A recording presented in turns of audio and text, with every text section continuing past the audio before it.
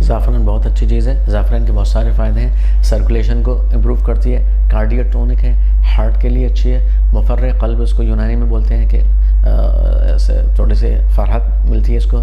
Circulation improve کرنے کے لیے ایک نعمت ہے, بلکہ اینٹی ڈپریسنٹ بھی ہے.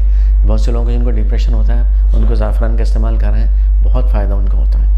تو زعفران ایک نعمت ہے, ضرور کھانی چاہیے, لیکن اس کی مقدار ہے کتنی کھائیں. اس کی کچھ لیوس یعنی چند اس کی جو پیٹلز ہوتی ہیں, فلاور پیٹلز, بس وہ چند ہی اس کا استعمال کریں. اور شروعات میں تو کم سے کم کریں, کہ بہت سے لوگوں کو بہت زیادہ اس میں گرمی محسوس بھی ہوتی ہے. تو بہت سے لوگ بہت زیادہ استعمال کر رہے ہیں تو ان کو گھبراہٹ شروع ہو جاتی ہے. تو یہ ہر کسی کا لیول الگ ہے, شروعات کریں کم سے, لیکن اس کے فائدے بہت ہیں. عرب لوگوں میں تو مستقل اس کا ایک رواج ہے کہ چائے بناتے ہیں اس میں زعفران ملاتے ہیں لوگ, اور جن کی جو قہوہ ہوتا ہے اس میں زعفران ہوتی ہے, جو یہ سلیمانی ٹی ہوتی ہے اس کے اندر زعفران ہوتی ہے.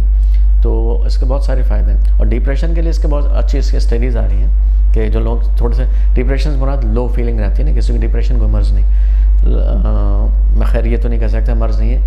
میرا کہنے کا مطلب یہ تھا کہ عام طور سے جو ایموشنل کنڈیشنز ہوتی ہیں نا, یہ لائف ہے, اس میں ڈفرینٹ فیزز سے انسان گزر رہا ہوتا ہے. تو وقتی طور سے اگر کچھ چیز انسان کے ساتھ کچھ ہو رہی ہے, اس کو آپ ایک ڈائگنوز کر کے ایک لیبل لگا دیں تو اس زون میں پھر جیتا ہے وہ زندگی بھر, یہ بالکل مناسب نہیں ہے.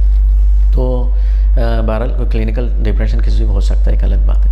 تو یہ زعفران کے بڑے فائدے ہیں, ضرور استعمال کرنے چاہیے. بلکہ زعفران کی آج کل پلس بھی بکنی شروع ہو گئی ہیں. اچھا, جی ہاں.